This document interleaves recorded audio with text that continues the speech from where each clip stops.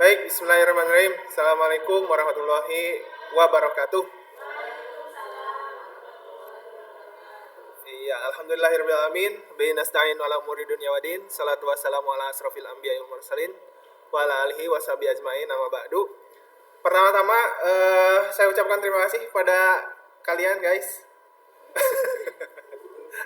Rekan-rekan guru yang ada di komunitas praktisi di SMA Negeri 1 Cidahu ini untuk bisa menyempatkan hadir dan mengikuti kegiatan diseminasi atau apa ini tuh ya. Pokoknya diseminasi ya buat ya. Diseminasi tapi saya bikin istilahnya dengan grup sharing aja biar nggak terlalu formal lah. Jadi kita sharing berbagi di sini. Intinya adalah saya akan sharing tentang teori atau materi dari pendidikan guru penggerak.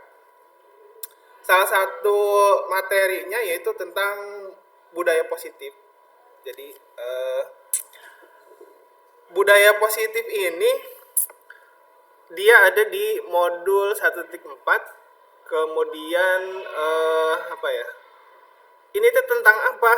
Ini sebenarnya teman-teman. Jadi karena dalam kurikulum Merdeka itu ada istilah kita itu ingin menciptakan lingkungan belajar yang menyenangkan, kemudian yang nyaman. Nah, maka itu harus dibuat sebuah budaya dalam sekolah kita, itu budaya positif. Kemarin waktu kelas 1 saya masuk pertama kali gitu ya, saya sering ngobrol dengan teman-teman, mungkin ibu-ibu mah enggak ya. Jadi saya di mumpung masih kelas 1, saya coba buat kesempatan kelas. Saya ngobrol dengan para siswa gini, Bu. Jadi karena dia benar-benar baru masuk kan ya. Saya tanya ke mereka, kira-kira sekolah favorit mana yang sebenarnya kalian inginkan sebelum kamu terdampar di Cidahu gitu. Nah, mereka banyak yang jawab, ada yang Semantika, ada yang Semunda, bahkan ada yang Ciawi, SMA Ciawi gitu. Cuman saya balik tanya ke dia, sekarang gini, kalaupun, kemarin kamu itu diterima di SMA favorit kamu gitu ya. Nah, kemudian ternyata kamu disatukan di kelas dengan teman-teman yang nggak asik, nggak menyenangkan, teman-temannya nggak bisa menghargai dan menghormati, nggak saling menjaga gitu. Kira-kira kamu bakal betah nggak walaupun itu di sekolah favorit? Dan mereka jawabnya bilang enggak. Nah, berarti apa? Sekolah favorit itu apanya sih? Dia pasti akan kembali ke kondisi atau lingkungan kelas. Begitu.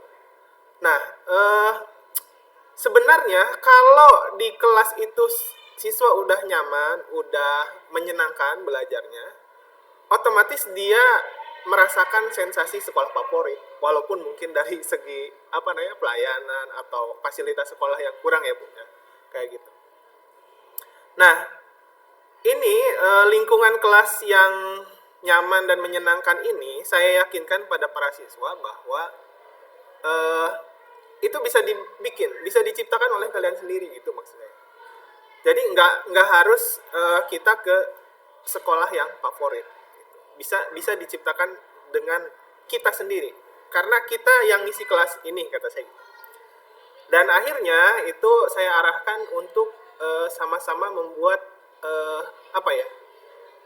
menyampaikan impian mereka akan kelas yang mereka tempati gitu. Jadi saya tanya satu-satu, kamu kira-kira kelas yang kamu inginkan itu seperti apa? Pak, teman-temannya yang asik Pak, yang sefrekuensi, yang kompak, yang bisa diajak bercanda. Wah, pokoknya banyak. Jadi satu orang satu itu sama saya tulis di kelas, di papan tulis gitu. Nah, salah satunya mungkin ada yang tidak mengejek atau tidak membuli kayak gitu. Nah, ini saya sudah masuk ke proses pembuatan kesepakatan kelas atau keyakinan kelas. Nah, jadi si para siswa menuliskan satu-satu impiannya di depan di kelas, dan saya ambil kesimpulan atau saya tarik atau saya peras lagi impian-impian itu ternyata memang banyak kesamaan, dan setelah itu saya mengajak mereka berpikir untuk bagaimana supaya impian mereka ini yang rata-rata sama gitu ya, temennya asik dan lain sebagainya, lingkungannya bersih. Saya ajak mereka berpikir untuk kira-kira apa yang harus kalian lakukan begitu. Apa yang harus kalian lakukan untuk bisa mewujudkan impian kamu ini gitu. Nah, sehingga hasillah ini ada dibuatkan keyakinan kelas seperti ini. Ini contoh keyakinan kesepakatan kelas atau keyakinan kelas sama aja ya. Nah, ini salah satu contohnya. Kesepakatan kelas 10-4. Jadi satu, saling menjaga kebersihan kelas. Itu menjawab impian mereka tentang kelas yang nyaman gitu. Kelas yang nyaman, bersih, wangi gitu. Kemudian saling menghormati. Nah, ini yang harus mereka lakukan ketika impian mereka adalah teman yang asik gitu. Teman yang asik. Kemudian saling komunikasi. Ini untuk membangun kekompakan. Jadi ada komunikasi. Enggak, masuk Pak. Udah? Kemudian saling kerjasama. Nah, ini juga bisa menciptakan kekompakan. Pak dia Pak. Menjaga kekompakan. Kemudian saling menjaga keamanan. Dan ini untuk mencegah bullying. Di kelas itu berbeda-beda kesepakatan kelasnya, tapi semuanya hampir mirip lah. Ada saling menghormati dan menghargai, kemudian ada komunikasi. Karena apa? Karena ya rata-rata impian mereka sama gitu. Ingin kelas yang nyaman dan menyenangkan, sehingga mereka itu kompak. Nah, tindak lanjut seperti apa? Ketika sudah ada keyakinan kelas, maka begini. Jadi ketika sudah ada keyakinan kelas, maka setiap anggota kelas itu akan berpikir 2 kali ketika akan berbuat sesuatu yang negatif atau berlawanan dengan kesepakatan ini. Karena mereka sudah sepakat nih. Saya per poin bahkan. Ini poin ini sepakat. Jadi ada feel-nya tuh yang bisa mengokohkan mereka bahwa oh iya, ini kesepakatan kita. Berarti kita harus sama-sama menjalankan ini. Nah, sehingga ketika sudah ada ini dan saya minta ditempel di ruangan di depan gitu ya. Itu supaya apa? Supaya para siswa bisa berpikir 2 kali untuk untuk berbuat negatif. Berbuat yang bisa merusak kenyamanan dan kenyamanan kelas dan membuat kelas tidak menyenangkan gitu. Jadi maka saya contohkan kayak gini ke siswa. Jadi setelah kita punya kesepakatan kelas ini, jika misalnya ada teman kamu yang membuli temannya, oleh KM atau siapapun yang tahu kejadiannya, silahkan tarik teman kamu. Enggak Pak? Kalau nah, kali punten ya, terus dimulai ya Pak. Saya mau enggak Pak. Biasa. Nah, jadi saya ulangi lagi. Jadi ketika nanti ada temannya yang misalnya membuli teman sekelasnya atau bahkan istilahnya negatif lah gitu ya, saling ejek atau berantem gitu, maka temannya yang lain dia punya pegangan, ini kita punya kesepakatan kelas gitu, yang harus kita yang sudah kita sama-sama sepakati, sehingga ketika ada yang melanggar, yuk kita ajak sama-sama baca kesepakatan kelasnya seperti apa gitu. Nah, ini kaitannya dengan membentuk budaya positif di kelas gitu. Baik, ini salah satu usaha saya kira untuk membuat kesempatan kelas ini, salah satu usaha untuk membuat budaya positif di sekolah atau di kelas. Kemudian ada lagi istilah yang diajarkan di PGP itu, ada istilahnya ini, disiplin positif. Nah, disiplin positif ini, Ibu Bapak, jadi kalau kita memandang disiplin itu pasti ada kaitannya, itu ada aturan, ada hukuman, seperti itu ya Pak. Nah, ini memang sudah menjadi lumrah seperti itu. Untuk menegakkan disiplin harus ada aturan, harus ada hukuman bagi yang melanggar, seperti itu. Atau mungkin ada reward bagi yang yang selalu taat pada aturan, seperti itu.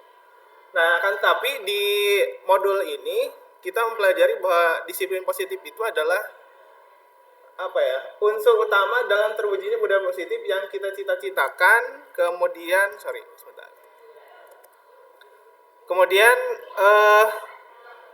menurut Ki Hajar Dewantara, ini saya baca ya.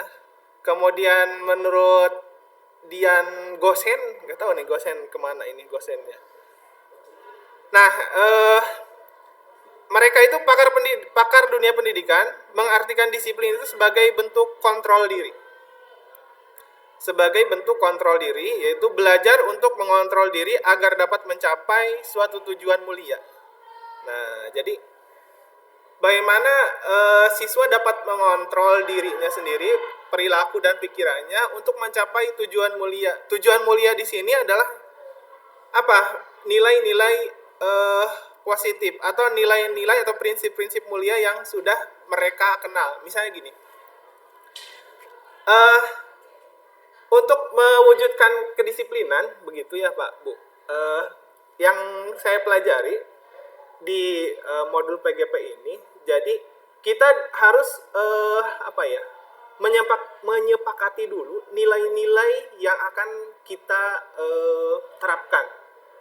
Misalnya kayak tadi ya, saya sudah membuat kesepakatan kelas, di mana kesepakatan itu sudah disepakati oleh para siswa. Kemudian itu menjadi nilai yang harus sama-sama diusahakan untuk terwujud dalam bentuk sifat atau karakter gitu. Sehingga gini, contoh sederhananya kayak gini lah, karena ini kayaknya terlalu bertele-tele. Jadi gini, misalnya ada yang melanggar di kelas itu, dan di situ sudah ada kesempatan kelas yang ini. Mana tadi itu? Nah ini, sudah ada kesempatan kelas yang ini. Maka ketika kita menerapkan disiplin positif, ya, maka siswa itu harus istilahnya ketika melanggar itu dia diarahkan untuk melihat apa yang menjadi nilai yang mereka langgar gitu. Nilai yang mereka langgar misalnya saling menghormati gitu. Nah ini ketika ada siswa yang dibully, berarti dia sudah melanggar kesepakatan kelas nomor 2, yaitu saling menghormati, begitu. Jadi kemudian dalam modul disiplin positif ini kita akan diarahkan ke sini Pak Bu. Nantinya mana ya? Sebentar. Ini mulai. Nah ini. Sebentar. Kita ini dulu yang lain. Nah ini. Ini berarti ke profil pelajar Pancasila ya. Dari mulai disiplin positif. Nah, disiplin positif ini memang harus bermuara pada nilai-nilai yang akan diterapkan begitu. Nah, nilai-nilainya apa? Nilai-nilai yang akan ditujunya ini bisa kita ambil dari profil pelajar Pancasila gitu. Nah, saya kira kesempatan kelas yang tadi saya buat pun ini tidak jauh nilai-nilainya yang ada di profil pelajar Pancasila. Misalnya ini ada gotong royong, di dalamnya ada kolaborasi, ada kerjasama, ada kepedulian gitu. Kepedulian, kemudian saling menghormati. Kemudian ini, belum lagi kalau kita tarik ke beriman dan bertakwa pada Tuhan Yang Maha Esa. Di dalamnya ada akhlak beragama, akhlak pribadi, kemudian akhlak kepada sesama manusia. Itu di dalamnya sudah mencakup ini tadi, apa namanya, yang ini. Yang ini berarti nginduk ke nilai profil pelajar Pancasila seperti itu. Gimana Pak? Ada pertanyaan? Enggak ya? Bisa tadi kacung juga teh. Kayaknya saya grogi gini. Ini diedit nanti. Saya grogi luar biasa. Ayo ngomong naon, ya ampun.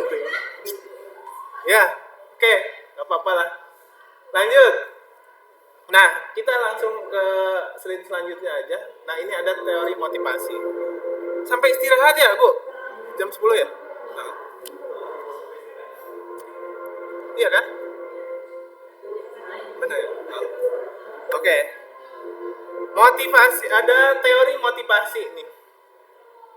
Ketika kita akan berbuat baik, ya, contoh siswa di sekolah itu ketika siswa datang ke sekolah tidak terlambat seperti gurunya, ataupun berpakaian seragam lengkap begitu ya, pakai topi, pakai jas, pakai dasi, pakai sabuk, maka dari teori motivasi itu ada 3 kemungkinannya.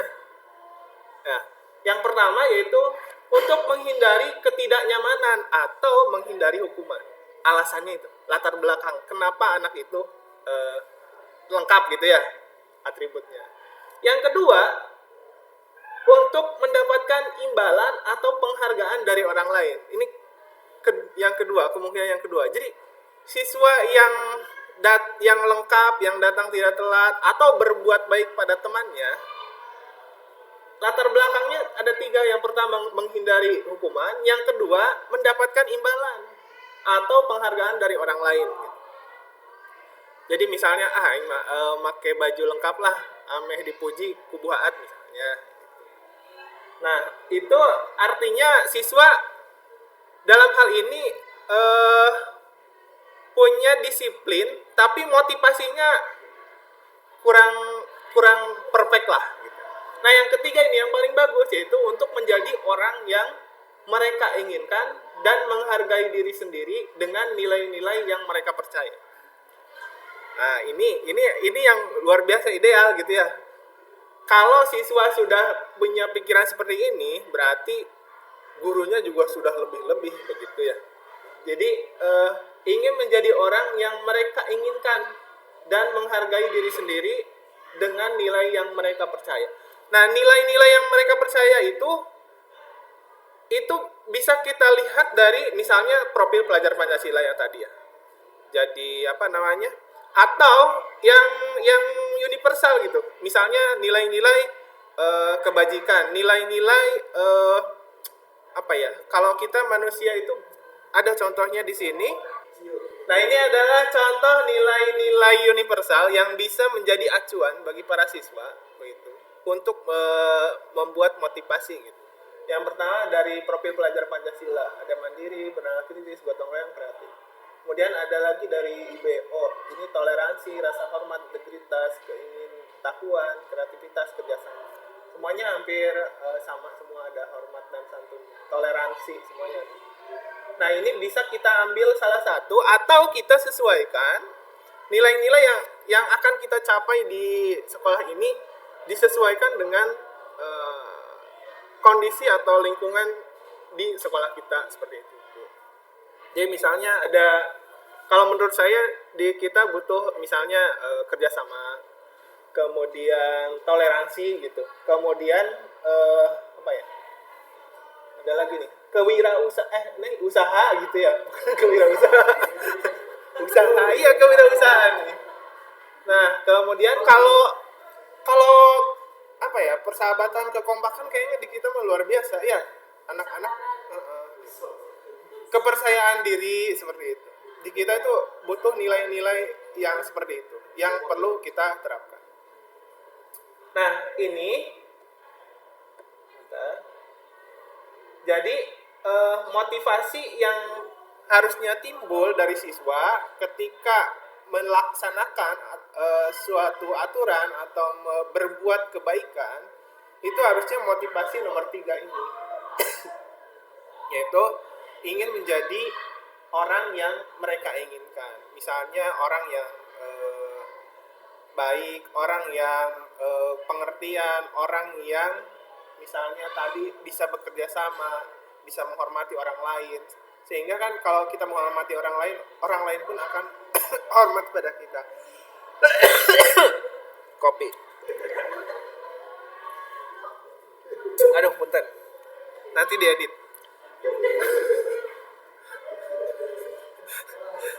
Oke. Slide selanjutnya. Bagaimana cara kita sebagai guru untuk menanamkan disiplin positif ini kepada murid-murid kita? Nah, caranya bagaimana? Di sini ada teori studi kasus deh. Ini studi kasusnya. Ibu bapak silahkan dibaca. Mau saya bacain? Oke, saya bacain. Ini namanya IPA, kurang menguasai pelajaran matematika. Sehingga pada saat pelajaran tersebut dia lebih banyak berdiam diri atau cicing, menggambar di buku pelajarannya. Jadi nggak gambar ya, cicing nggak gambar. Nah, pada saat guru matematikanya Pak Seno menanyakan pertanyaan IPA menjadi gugup. Jadi lagi nulis, Kupanur ditanya gitu. Pak Seno, Pak. Iya, misalnya kan guru matematika. Otomatis kan gugup ya, gugup dan tidak sengaja menjatuhkan tasnya dari kursi. Serta tiba-tiba menjadi gagap. Udah menggugup tambah gagap lagi. Pada saat berupaya menjawab, nah, tas jatuh dan ditanya pula, otomatis kan udah buyar aja ya. Bagaimana ibu bapak bisa membayangkan situasinya seperti apa kalau dalam kondisi IPA sendiri. Dalam posisi IPA sendiri bapak ibu bisa menggambar. Nah, seluruh kelas pun tertawa melihat perilaku IPA yang bicara tergagap dan terkejut. Pak Seno pada saat itu membiarkan teman-teman IPA menertawakan IPA yang tergagap dan malu luar biasa. Malah minta IPA untuk maju ke depan dan berdiri di depan kelas sambil menunjuk hidungnya karena tidak bisa menjawab pertanyaan Pak Seno.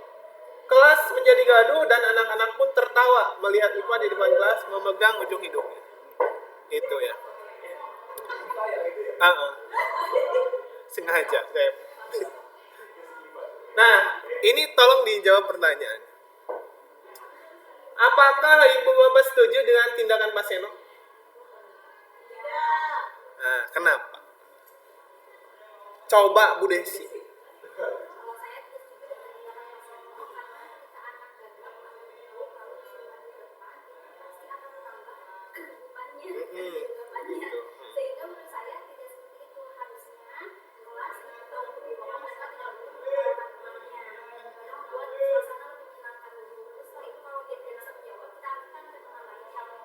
Oke, luar biasa. Mantap. Nah, kemudian nanti boleh ngopi.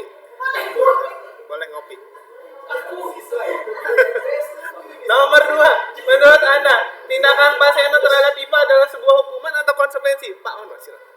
Saya mau menjawab satu. Oh, kan udah dijawab. Pasti sama.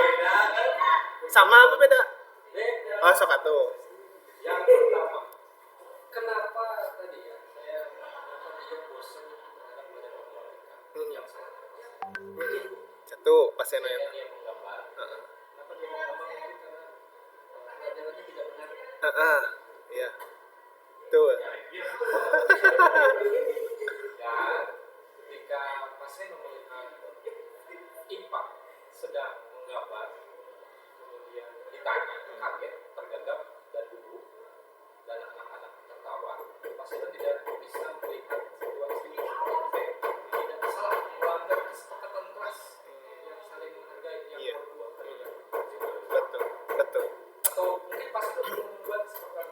mungkin gitu. Kayaknya Pak Seno belum ikut materi ini. Gitu. Jadi saya tidak setuju sama seperti Bu Desi. Ya, betul. Karena tindakannya tidak bisa menimbulkan motivasi. Iya, bagus sekali Pak. Bukan disiplin positif. Mantap, luar biasa. Boleh kopi Pak? Boleh. Oke. Sekarang nomor 2, Ibu Bapak siapa yang mau coba jawab? Mas, sebelum ke jawab itu bedanya hukuman sama konsekuensi apa? Nah, iya itu. Ini pengetahuan Bapak dulu. Bapak saya ini dulu. Harusnya ini harus dijawab dulu. Berarti itu hukuman, Pak. Hukuman. Ya, kan tipe-tipe hukuman dari zaman SD itu kan kayak gitu kan. Iya, betul. Misalnya nggak bisa jawab, sok keluar. Oke, siap. Diri di depan.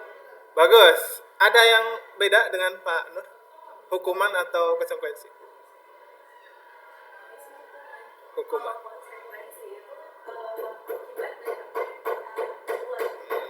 Oke. Baik. Oke, kita sama-sama belajar membedakan hukuman dan konsekuensi di sini. Nomor ini dulu deh. Mencatat 100 kali di dalam buku kalimat, saya tidak akan terlambat lagi karena terlambat ke sekolah. Ini hukuman konsekuensi. Hukuman. Oke. Nomor 2. Lari keliling lapangan. Hukuman. Kok bisa tahu hukuman? Tergantung kesepakatan. Kalau tergantung kesepakatan, kalau anaknya udah tahu bahwa misalnya ketika dia tidak mengerjakan tugas matematika, dan kita sepakat bahwa hukumannya adalah lari di lapangan, dan anak sudah setuju, semuanya tidak ada yang komplain, lalu dia melanggar kesepakatan itu dan dia dihukum lari mengelilingi lapangan basket. Berarti itu bukan hukuman.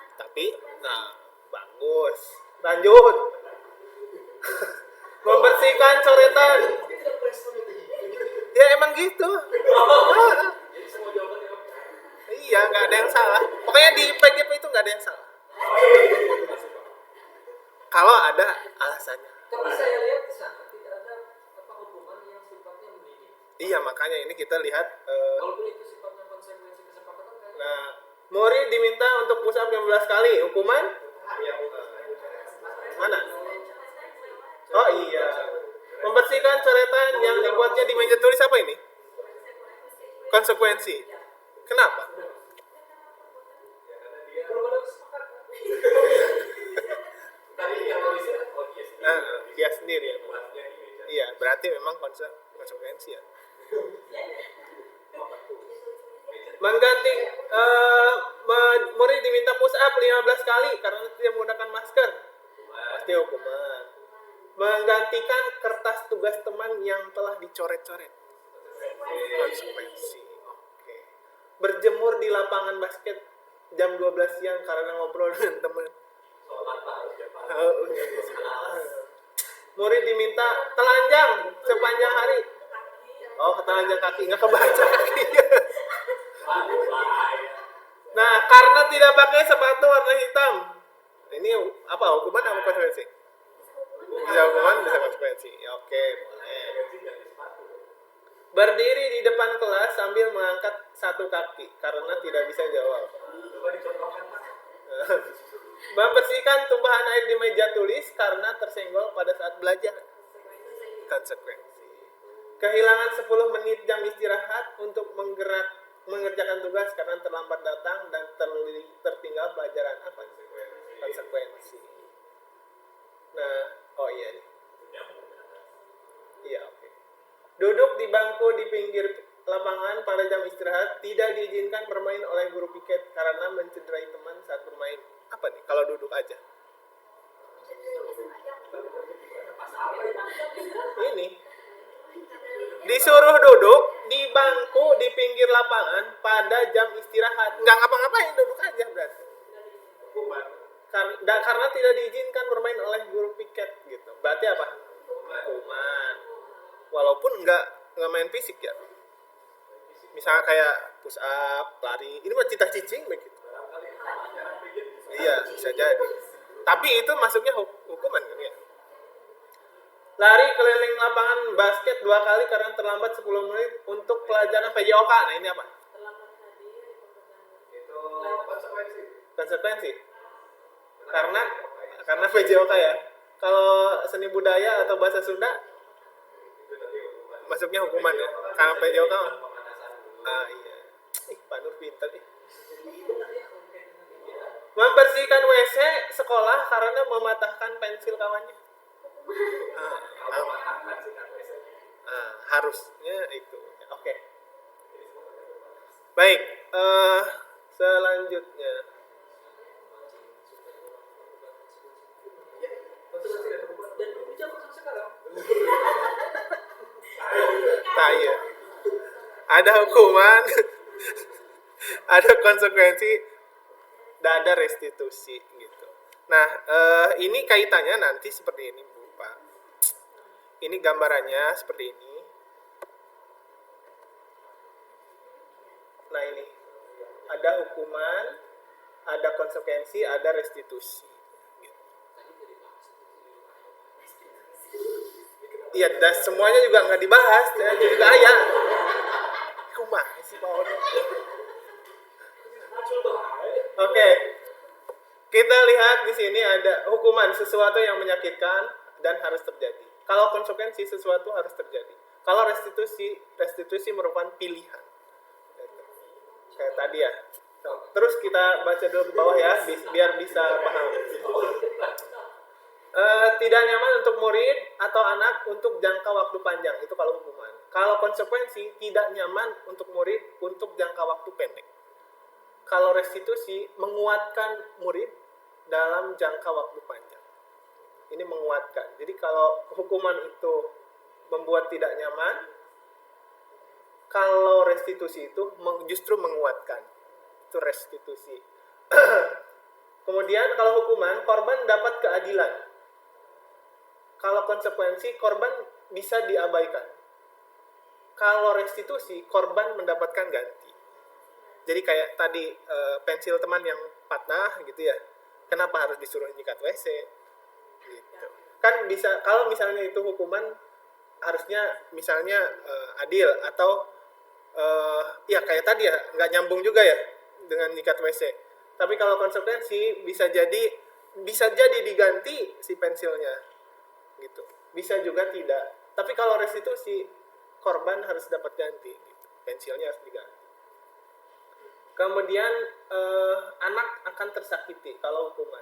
Kalau konsekuensi, anak dibuat tidak nyaman. Kalau restitusi, anak mendapatkan penguatan. Nah, maksud penguatan di sini, saya kembali ke kesempatan kelas yang tadi.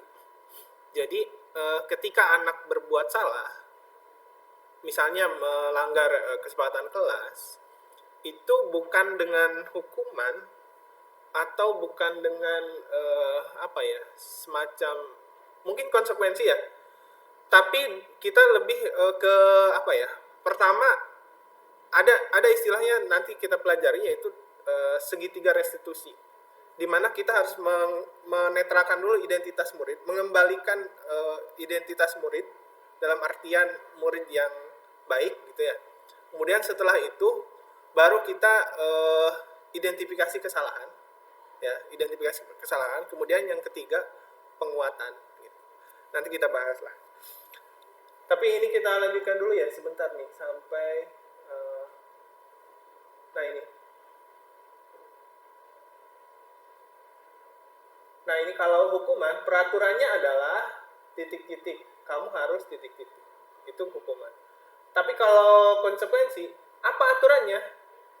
Mampukah kamu melakukannya? Terima kasih, itu konsekuensi. Kemudian, kalau restitusi, apa yang kamu yakini? Nah ini, jadi yang ditanya itu apa yang kamu yakini. Misalnya, saling menghormati. Kita harus saling menghormati, itu keyakinan nilai-nilai yang ingin kita capai. Misalnya, berarti saya apa yang kamu yakini? Saya ingin menjadi orang yang menghormati orang lain gitu. Apa yang bisa kamu lakukan untuk memperbaiki masalah ini gitu. Jadi tidak langsung menyalahkan gitu. Tidak eksplisit menyebutkan perbuatan itu salah, tapi kita arahkan opini siswa untuk bahwa ya itu perbuatan salah dan apa yang bisa dia perbuat untuk memperbaiki masalah ini. Jadi tidak fokus ke kesalahannya.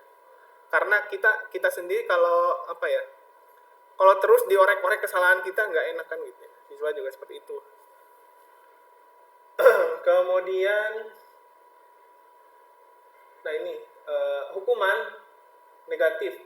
Awas kalau dilakukan lagi ya, nanti awas kamu, ini ancaman. Kemudian kalau konsekuensi, lakukan apa yang saya katakan. Kalau restitusi, apakah hal ini yang sesungguhnya yang ingin kamu lakukan? Nah, saya yakin kalau pertanyaan seperti ini, kamu benar-benar, apakah memang kamu benar-benar ingin membuli teman kamu? Gitu. Saya yakin dalam hati kecilnya nggak ada itu ya, karena manusia pasti punya perasaan. Itu kembali ke kodrat manusia. Nah ini banyak sekali. Nah ini kaitannya nanti dengan posisi kita. Ada 6 posisi restitusi ya, kayak gini Pak Bu. Mana? Nah ini. Nah iya. Nah iya. Aduh, nah iya. Ya. Kita sebagai guru itu ada di posisi mana? Ada satu, penghukum. Yang kedua, membuat orang merasa bersalah. Yang ketiga, sebagai teman. Yang keempat, pemantau. Atau yang kelima, yang keenam, manajer. 1, 2, 3, 4, 5. Iya ya, 5 ya. Sorry. Iya kayak itu. Sorry. Enggak, emang manajer paling ini. Paling tinggi manajer. Nah, ini. Ini menarik Bapak Ibu. Motivasi internal, motivasi intrinsik, motivasi eksternal, identitas gagal, identitas berhasil. Oke, ini yang atasnya mah kita abaikan aja dulu. Kita langsung fokus ke penghukum, pembuat merasa bersalah, teman, pemantau, atau manajer. Nah ini kita bisa melihat posisi kita di mana. Saya yakin kadang-kadang dan sering saya sebagai penghukum. Contoh ini berbuat, misalnya, kalau penghukum, guru akan membuat menghardik, nunjuk, menyakiti, atau menyindir. Itu penghukum. Ketika siswa berbuat salah ya, guru akan menyindir misalnya. Oh sih, bisa menyindir sendiri, ngerti lah ya. Ada lagi guru yang membuat rasa bersalah. Jadi, ya itu. Jadi merasa ya, Bu Des. Saya juga kadang-kadang gitu merasa. Nah,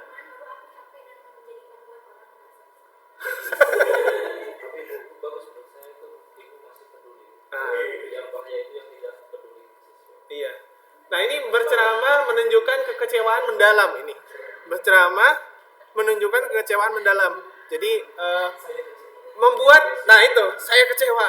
Itu akan membuat siswa merasa bersalah. Dan memang itu tujuannya kan. Nah. Kemudian ada lagi posisi guru itu sebagai teman, yaitu membuat alasan-alasan untuk muridnya, membela lah.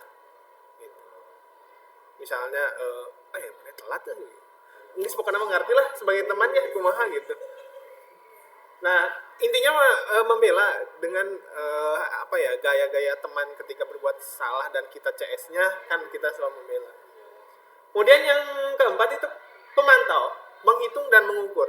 Dia biasanya gini, kamu nggak ikut pesantren kilat, ini konsekuensinya. Ini aturannya, ini konsekuensinya. Dia pernah pemantau, masih bagus. Iya, cocok. Tapi ada lagi sikap guru yang paling tinggi, yaitu manajer. Mengajukan pertanyaan-pertanyaan. Gitu. Ya. Ketika siswa berbuat salah. Kemudian ini guru kata-katanya ya. Kalau penghukum kata-katanya gini. Kalau kamu tidak melakukannya, saya akan misalnya gitu, ngancem kan? Kayak tadi ngancem. Kalau membuat rasa bersalah, kamu sudah mengecewakan ibu atau bapak. Kamu udah membuat saya kecewa. Kemudian kalau teman, lakukan untuk ibu. Yang ya sudah nanti bapak ibu bantu dan bereskan. Itu teman. Nah, cuman itu nanti ada efeknya masing-masing gitu ya. Bisa menjadi melemahkan siswa secara apa ya, karakter gitu. Karena kan kita akan membuat karakter dengan profil pemuda Pancasila. Pelajar Pancasila ya. Sorry. Kemudian pemantau. Kalau pemantau itu ini pertanyaannya ini kayak gini, kayak persis Panur. Apa aturannya? Apa konsekuensinya, sanksinya? Kamu sudah tahu. Apa yang telah kamu lakukan? Apa yang terjadi sekarang? Itu pertanyaan-pertanyaan dari guru yang pemantau. Tapi itu pemantau itu justru lebih baik. Karena itu stratanya itu paling tinggi manajer. Yang kedua pemantau. Masih mending pemantau. Karena kita akan itu, kalau dari pembahasan di pembelajaran PGP itu kita harus di antara dua ini, antara manajer dan pemantau. Karena kita butuh posisi pemantau ketika memang siswa benar-benar tidak bisa berubah dengan sikap kita sebagai manajer. Kita harus mengembalikannya kepada peraturan. Kalaupun alpanya lebih dari 10 bulan, ya berarti harus sesuai aturan. Itu mesti keluarkan. Tidak ada lagi negosiasi atau proses manajer gitu. Seperti apa yang kita yakini, apa yang kamu yakini, kenapa kamu absen 10 bulan gitu. Itu kan udah nggak nyambung ya. Berarti kira harus pindah posisi sebagai pemantau. Apa yang kamu yakini, kalau kamu meyakininya, kamukah yang harus memperbaikinya? Kalau kamu kalau kami memperbaikinya, jadi kira-kira hal tersebut akan menggambarkan apa tentang diri kamu? Nah, ini. Jadi maksud saya di sini ini mungkin Pak Baliut ya kalimatnya. Ini dari sananya Pak, modulnya, bukan saya. Instruktur yang nulis itu. Nah, jadi kalau kamu memperbaikinya, jadi dalam artian gini, ketika berbuat salah, kalau kamu memperbaikinya, kamu akan menjadi orang yang seperti apa? Apakah menjadi orang yang menepati janji? Apakah menjadi orang yang baik, berkarakter, atau bekerja sama seperti itu? Seperti yang ditampilkan tadi di keyakinan kelas. Seperti itu. Jadi ini masih menyambung situ. Kemudian hasilnya, kalau penghukum, siswa akan memberontak, mendendam, dan menyalahkan orang lain. Gitu. Kalau penghukum. Kalau pembuat orang merasa bersalah, membuat siswa selalu merasa bersalah, itu akan menyembunyikan, menyangkal, atau berbohong. Gitu. Terus kita menyalahkan siswa, maka siswa akan menjadi pembohong. Kemudian, kalau sebagai teman, nah ini negatifnya. Kalau kita berbuat posisi kita sebagai teman ke siswa itu, siswa akan ada ketergantungan. Ketika misalnya berasa melakukan kesalahan lagi dan ibu bapak yang menjadi temannya tidak ada, maka dia akan kolaps. Kemudian pemantau itu menyesuaikan bila diawasi. Jadi taatnya itu kalau diawasi aja. Gitu. Kemudian kalau manajer itu menguatkan watak dan karakter.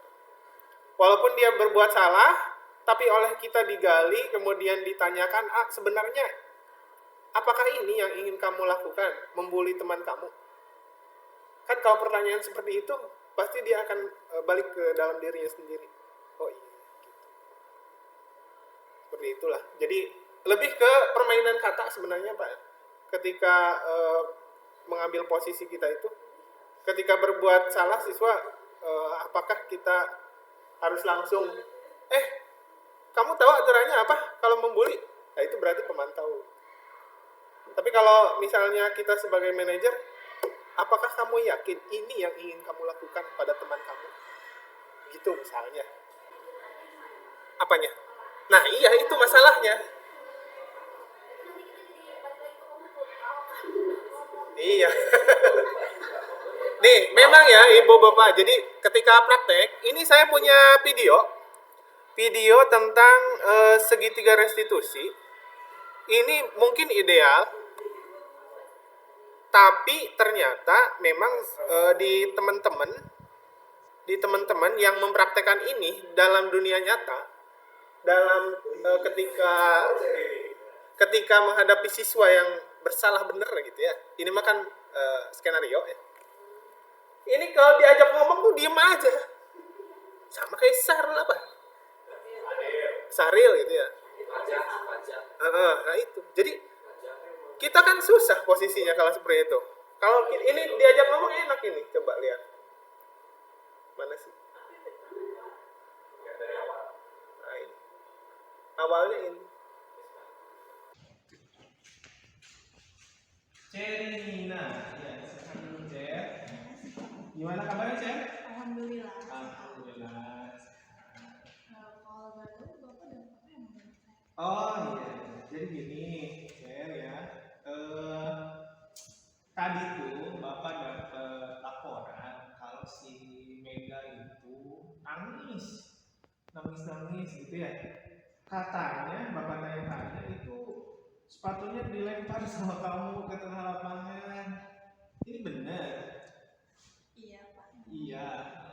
Kenapa kamu sampai ngelempar sepatu teman kamu? Kenapa? Alasannya apa? Iseng. Oh iseng. Iya. Oke, nggak apa-apa ya, santai aja.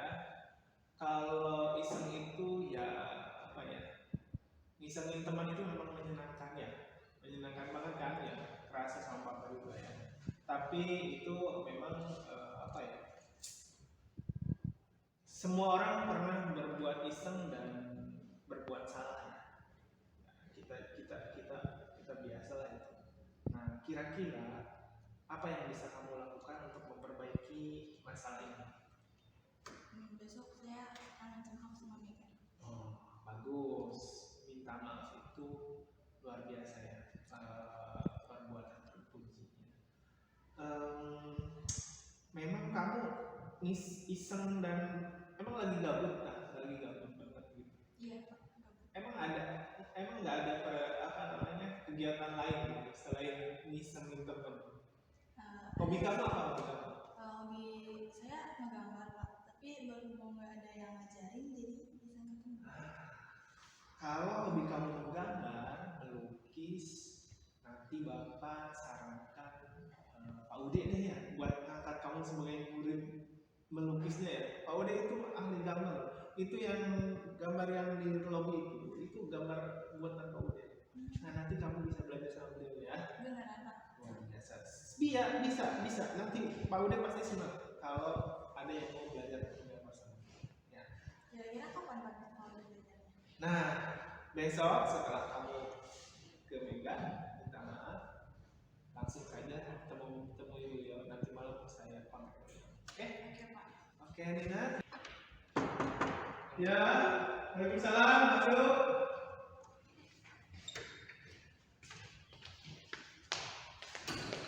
Ya, Bapak, silakan duduk Bapak. Gimana kabarnya, Pak? Alhamdulillah baik. Kelihatannya kok ngantuk. Iya, oke, gini Non. Tadi Bapak ketemu Bu Haat ya. Katanya kamu tadi pagi datangnya telat. Iya, telat. Kenapa? Kok bisa telat? Begadang. Oh, begadang ya. Oke. Seneng ya begadang? Ngapain begadang ya? Main game. Seneng main game. Oke, nggak apa-apa. Perkara telat itu semua orang bisa telat. Bapak juga ya kadang-kadang telat. Tapi kira-kira apa yang bisa kamu perbaiki untuk memperbaiki hal ini? Apa yang bisa kamu lakukan? Ngurangin begadang. Oke. Begadangnya memang kenapa? Main game kan? Terus main game kan hobi kamu ya? Hobi ya. Nah, biar hobi kamu tetap tersalurkan, terus tapi tidak efek kedatangan kamu jadi telat, kira-kira gimana? Kurangi batasi waktu main game. Oke, batasi waktu main game. Baik, bagus ya. Sekarang gini, karena Bu Had itu kan komplain juga ke Bapak ya, wali kelas kamu.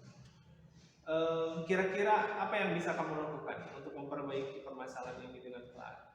Minta maaf dulu buat Minta maaf. Oke. Besok berarti ya. Besok kamu minta maaf ke Buat. Kemudian tadi ya apa? Mengurangi main game ya. Walaupun memang main game itu Bapak juga hobi ya main game, tapi ya harus ada batasannya. Baik, terima kasih Nova. Tetap semangat ya. Ya, semangat. Nah, jadi gitu. Ini kalau kejadian sebenarnya mungkin ibu bapak akan mengalami, itu akan ketemu dengan siswa yang diem, ditanya diem. Nah itulah yang menjadi masalah. Gitu. Nah tapi kalau anaknya sehat, jasmani, rohani, jiwa dan raga, mental, itu pasti ya pasti. Yang jelas ketika berbuat salah itu kita harus netralkan dulu identitas mereka, bahwa mereka itu semua orang pasti pernah berbuat salah. Jadi itu dulu yang harus dikedepankan. Ini langsung semua orang pasti berbuat salah dan si manusia itu tempatnya salah dan lupa. Nah, oleh karena itu ya baru setelah itu ditanyakan apa alasannya, kenapa berbuat seperti itu. Nah itu apa ya? Saya coba simulasikan bagaimana kalau posisi kita sebagai manajer. Ini dari sisi siswa. Ini dari sisi siswa. Kalau kita sebagai gurunya itu sebagai penghukum, maka siswa akan berkata seperti ini, saya tidak peduli. Gitu. Kalau penghukum, karena tadi akan ada muncul perasaan dendam segala macam. Kemudian kalau kita posisinya sebagai apa nih? Iya. Apa ya? Membuat orang merasa bersalah, ya, maka siswa akan ini, maafkan saya Bu, dah seperti itu aja. Kemudian kalau sebagai teman, maka siswa, saya pikir bapak atau ibu teman saya, maka dia akan terus minta perlindungan ketika bersalah. Kalau sebagai pemantau, saya akan dapat berapa bintang Bu kalau melakukan hal tersebut.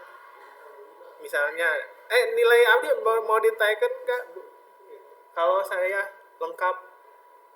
Jika sudah melakukan hal tersebut, saya akan mendapatkan apa Bu? Nah, itu sebagai pemantau. Kalau kita bersikap sebagai pemantau. Karena kita itu, kalau pemantau, hitung-hitungan dengan siswa. Iya, hitung-hitungan tuh ya, kalau kamu melakukan ini konsekuensinya. Kemudian kalau kita sebagai, apa nih, manajer, ya ini. Bagaimana caranya agar saya bisa memperbaiki keadaan ini, Pak? Jadi dia berpikir bagaimana supaya dia keluar dari masalah ini dengan baik. Gitu. Kemudian saya akan memperbaiki masalah ini dengan, misalnya tadi kalau pensilnya dipotongkan, berarti saya akan mengganti pensil teman saya, kemudian saya akan meminta maaf. Dengan begitu saja saya kira cukup tanpa harus kita menyuruh murid untuk membersihkan WC karena tidak ada kaitannya secara langsung dengan masalah ini. Kemudian yang dampaknya pada murid, kalau kita berposisi sebagai penghukum, akan mengulangi kesalahan berulang kali. Perilakunya menjadi agresif, gitu. Siswa akan jadi agresif, akan lebih liar. Kemudian kalau posisinya sebagai apa nih? Penghukum, pembuat merasa bersalah, rendah diri. Jadi kalau ibu bapak sering membuat siswa merasa bersalah, maka siswa akan ini. Dia akan merasa rendah diri, merasa gagal, dan tidak berharga. Nah, terus kalau sebagai teman, itu tergantung, siswa akan tergantung, tidak mandiri dan tidak bisa memutuskan apa yang harus mereka lakukan. Kemudian yang ini, pemantau, menitik beratkan pada dampak pada diri sendiri. Mendapatkan hadiah atau mendapatkan hukuman. Kemudian kalau kita berposisi sebagai manajer, maka siswa akan mengevaluasi dirinya sendiri. Bagaimana menjadi diri yang lebih baik. Makanya disebut penguatan. Jadi, kalau restitusi itu adalah penguatan karakter, bukan merusak karakter. Ini kan contoh rusak karakter ya, rendah diri, merasa gagal, tidak berharga, itu kan merusak karakter. Maka profil pelajar Pancasila tidak akan tercapai dengan posisi kita sebagai penghukum atau pembuat rasa bersalah. Kemudian kaitan dengan dunia berkualitas. Murid meletakkan guru di luar dunia berkualitas. Kemudian murid meletakkan guru di dalam dunia berkualitas. Murid meletakkan guru sebagai orang penting dalam dunia. Murid meletakkan guru peraturan di dunia berkualitas. Murid meletakkan dirinya sebagai individu yang positif dalam dunia berkualitas. Dunia berkualitas itu maksudnya mungkin lingkungan belajarnya. Oke, itu. Kemudian ini sudah. Nah, itu. Ada hukuman, konsekuensi, dan restitusi. Next. Biar kita bisa istirahat dan pesen Indomie.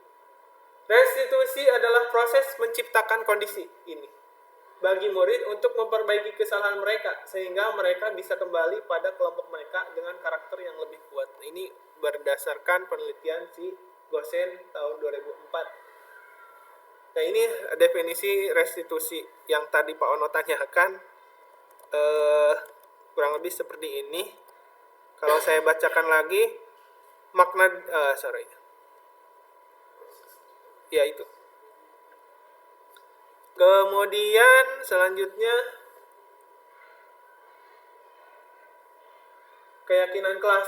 Nah, ini keyakinan kelas itu ada tiga jenis atau apa ya istilahnya. Keyakinan kelas itu harus bersifat lebih abstrak. Kalau aturan kelas misalnya di kelas tidak boleh merokok, itu aturan kelas. Di kelas tidak boleh buang puntung rokok sembarangan, itu aturan kelas. Misalnya. Nah, itu aturan. Nah, kalau keyakinan kelas, maka gini, di kesepakatan kelas yang saya buat itu lebih ke keyakinan kelas, bukan ke aturan kelas ya. Seperti saling menghargai, saling menghormati itu sifatnya lebih abstrak gitu dan lebih ke karakter gitu, daripada peraturan yang lebih rinci dan konkret. Yang kedua, keyakinan kelas berupa pernyataan universal. Pernyataan universal ya tidak berbau sara gitu. Bukan agama tertentu, bukan suku tertentu, tapi universal, bisa diterima oleh semuanya. Saling menghormati, menghargai semua masukan ya, tidak pandang sara. Kemudian keyakinan kelas senantiasa dibuat dalam bentuk positif. Nah, ini positif. Pasti semuanya positif. Next. Ini udah segitiga restitusi. Belum. Satu lagi nih. Nah ini. Ini segitiga restitusi.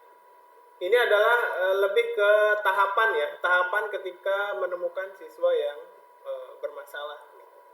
Yang pertama, sisi yang pertama yaitu ini segitiganya ya. Bising tidak tahu segitiganya ini, restitusinya ini. 1. Menstabilkan identitas. Nah, menstabilkan identitas itu ya itu dengan kata-kata ini. Berbuat salah itu tidak apa-apa. Maksudnya untuk mengembalikan perasaan bersalah, dawan dan lain sebagainya. Tidak ada manusia yang sempurna gitu. Nah, itu kalau buat saya apa-apa itu berarti orang itu buat salah. Oke. Sorry, Pak. Oke. Saya juga pernah melakukan kesalahan seperti itu. Kita bisa menyelesaikan ini. Nah, ini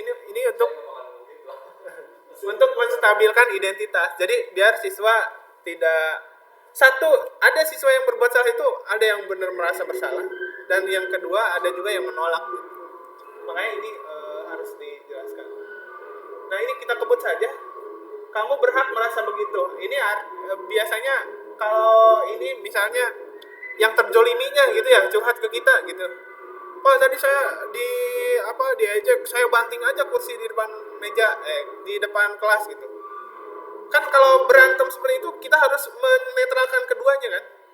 Nah, satu yang dihina yang harus dinetralkan, yang kedua yang menghina. Nah, yang dihina yang harus kita netralkan kata-katanya ini.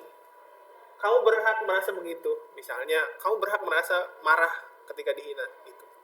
Kamu berhak merasa kecewa sama teman kamu, kayak gitu. Jadi kita menguatkan korbannya dulu. Satu. Nanti setelah itu baru ngobrol dengan pelaku bully gitu. Jadi ada 2 siswa kan yang terlibat. Nah, Bapak Ibu tidak tertarik mencari siapa yang salah, tapi ingin mencari solusi. Nah, ini kata-kata untuk menstabilkan identitas. Kemudian langsung saja lah, validasi tindakan. Nah, ini validasi tindakan, ini teorinya, ini kata-katanya, langsung ke fokus ke kata-katanya aja ya. Padahal kamu bisa melakukan yang lebih buruk dari ini ya. Nah, ini maksudnya kayak misalnya tadi ya, saya membanting kursi Bu di depan kelas karena saya dihina. Nah, kita kuatkan dulu validasi tindakan yang salah. Padahal kamu bisa melakukan yang lebih buruk dari itu, misalkan membanting teman kamu misalnya. Kemudian kamu pasti punya alasan kenapa kamu melakukan itu. Kamu pasti punya alasan kenapa kamu membanting kursi itu. Nah, nanti kan siswa jadi curhat. Kan ini kaitannya nanti dengan 5 kebutuhan dasar manusia. Tapi nggak mungkin saya jelaskan di sini, waktunya sudah habis gitu. Mungkin nanti sesi berikutnya tahun hari. Kamu patut bangga pada dirimu sendiri karena kamu telah melindungi sesuatu yang penting buat kamu. Nah, ini. Kemudian yang terakhir, kamu boleh mempertahankan sikap itu, tapi kamu harus menambahkan sikap yang baru. Nah, ini terus yang terakhir, menanyakan keyakinan. Nah, ini. Apa yang kita percaya sebagai kelas atau keluarga? Jadi apa kesepakatan kelas kita? Ini yang terakhir. Kemudian apa bayangan kita tentang kelas yang ideal? Nah, ini kembali ke keyakinan kelas. Kemudian kamu jadi orang yang seperti apa kalau kamu berbuat itu, entah itu negatif atau positifnya, seperti itu. Mungkin itu aja Ibu Bapak yang bisa saya sampaikan.